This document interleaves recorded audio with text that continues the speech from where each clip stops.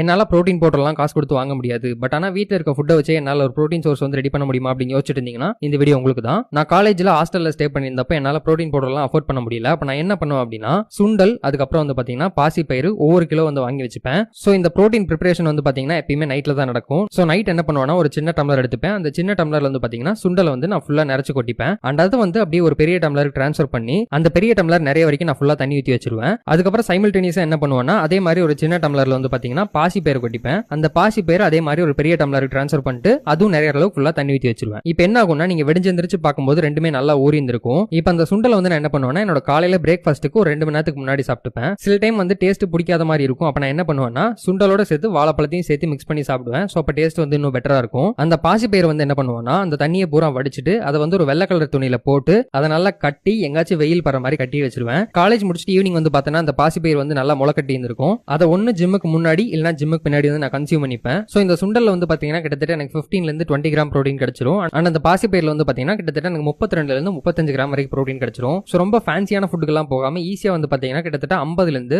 55 gram protein வந்து எடுத்துப்பேன். நீங்களும் வெயிட் கெயின் இல்லைனா மசில் பில்டிங் பண்ணிட்டு இருக்கீங்கன்னா இந்த மாதிரி ப்ரோட்டீனை நீங்களே ப்ரிப்பேர் பண்ண ட்ரை பண்ணி பாருங்க. அண்ட் இந்த இன்ஃபர்மேஷன் உங்களோட ஃப்ரெண்ட்ஸ் யாராச்சும் யூஸ்ஃபுல்லா இருக்கும் அப்படின்னு நினைச்சீங்கன்னா உங்களுக்கு இதை ஷேர் பண்ணி விடுங்க.